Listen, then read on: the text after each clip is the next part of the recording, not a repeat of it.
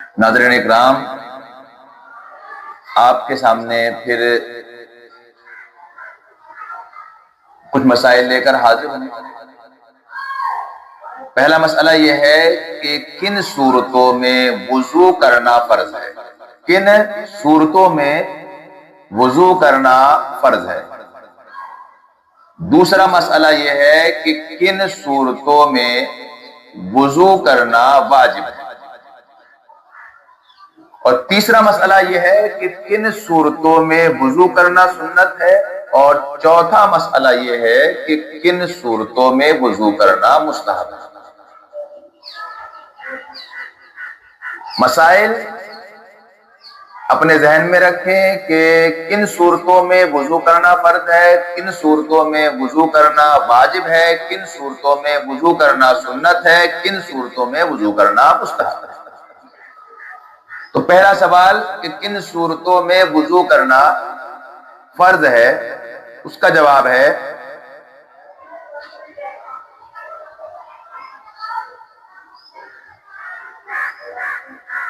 ہر قسم کی نماز، چاہے نماز جنازہ ہو یا پھر سجدہ تلاوت ہو، ان کے لیے وضو کرنا فرض ہے۔ قرآن مجید چھونے کے لیے اگرچہ ایک ہی آیت ہو، وضو کرنا فرض ہے، جیسا کہ نور الایضاح صفحہ نمبر 34 میں لکھا ہوا ہے۔ جواب سمجھ میں آ گیا؟ ہر قسم کی نماز، چاہے نماز پنجگانہ ہو، تہجد کی نماز ہو، اشراق کی ہو، چاشت کی ہو، نماز جنازہ ہو، یا پھر سجدہ تلاوت کا سجدہ کرنا ہو، یا پھر قرآن مجید پڑھنے یا کوئی بھی آیت چھونے، قرآن مجید کو چھو کر پڑھنے اور کوئی بھی آیت چھونے کے لیے وضو کرنا فرض ہے، جیسا کہ نور الایضاح صفحہ نمبر 34 میں لکھا ہوا ہے۔ اب دوسرا مسئلہ کہ وضو کرنا کب واجب ہے، تو کعبہ شریف کا طواف کرنے کے لیے وضو کرنا واجب ہے۔ کعبہ شریف بیت اللہ کا طواف کرنے کے لیے وضو کرنا واجب ہے، جیسا کہ تحتاوی صفحہ نمبر 45 میں لکھا ہوا ہے۔ تیسرا سوال ہے کہ وضو کرنا کب سنت ہے، وضو کرنا کب سنت ہے؟ تو غسل جنابت سے پہلے، جب آدمی ناپاک ہو اور اس کے لیے نہانے جائے تو نہانے سے پہلے وضو کرنا یہ سنت ہے۔ ناپاک آدمی، جنبی آدمی کو کھانے پینے اور سونے کے لیے وضو کرنا سنت ہے۔ اذان اور اقامت، اذان اور اقامت، خطبہ جمعہ اور عیدین، اور حضور اقدس صلی اللہ تعالی علیہ وسلم کے روضہ مبارکہ کی زیارت، وقوف عرفہ اور صفا مروہ کے درمیان سعی یعنی دوڑنا، ان تمام کاموں کے لیے وضو کرنا سنت ہے۔ پھر دھیان دیں، غسل جنابت یعنی ناپاکی کا غسل آپ کرنے جا رہے ہیں تو اس سے پہلے وضو کرنا سنت ہے۔ ناپاک آدمی کو کھانے پینے اور سونے کے لیے وضو کرنا سنت ہے۔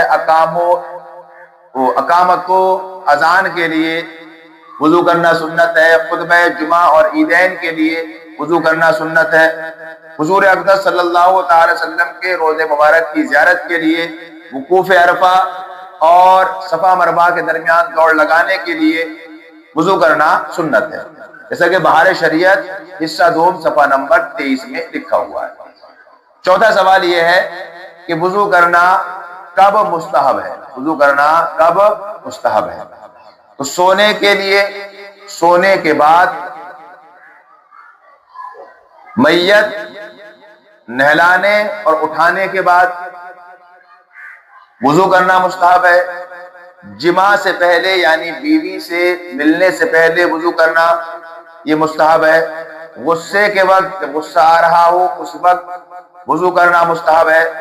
زبانی قرآن مجید پڑھنے کے لیے وضو کرنا مستحب ہے، حدیث اور علم دین پڑھانے کے لیے وضو کرنا مستحب ہے، جمعہ و عیدین کے علاوہ باقی خطبوں کے لیے وضو کرنا مستحب ہے، دینی کتابیں چھونے کے لیے وضو کرنا مستحب ہے، سطر غلیظ یعنی مرد عورت کے اہم حصے ان کو چھونے کے بعد میں وضو کرنا مستحب ہے،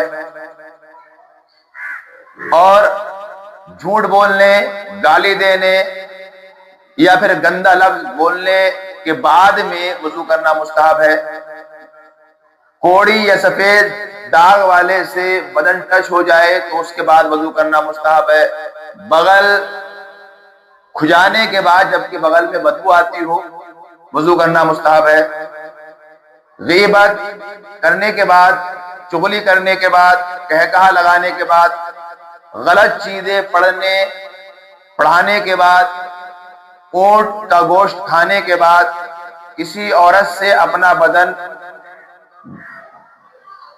ٹچ ہو جانے کے بعد وضو کرنا یہ مستحب ہے، جیسا کہ بہار شریعت حصہ دوم صفحہ نمبر 23 میں دھیان دیں۔ وضو کرنا کا مستحب ہے سونے کے لیے اور سونے کے بعد، میت نہلانے یا اٹھانے کے بعد، جماع سے پہلے، غصے کے وقت، زبانی قرآن مجید پڑھنے کے لیے وضو کرنا مستحب ہے، علم حدیث، علم دین پڑھنے کے لیے، جمعہ اور عیدین کے خطبوں کے علاوہ کوئی بھی خطبہ دینے کے لیے، اور دینی کتابیں پڑھنے کے لیے، سطر غلیظ یعنی انسان کے اہم حصے چھونے کے بعد، جھوٹ، گالی، چغلی کے بعد میں وضو کرنا مستحب ہے، کوڑی، سفید داغ والے سے بدن کا ٹچ ہو جانا اس کے بعد میں وضو کرنا مستحب ہے، اونٹ کا گوشت کھانے کے بعد وضو کرنا مستحب ہے، بغل میں جانے کے بعد اس شرط کے ساتھ کہ بغل میں بدبو آ رہی ہو وضو کرنا مستحب ہے، زور سے ہنسنے کے بعد میں وضو کرنا مستحب ہے۔ لہذا 4 آپ کے سوال تھے اور چاروں کے جواب آپ کو مل گئے ہیں، کن کن صورتوں میں وضو کرنا فرض ہے، کن صورتوں میں واجب، کن صورتوں میں مستحب اور کن صورتوں میں سنت ہے۔ ان کو آپ یاد کر لیں تاکہ آپ بھی شرعی حساب سے چل سکیں۔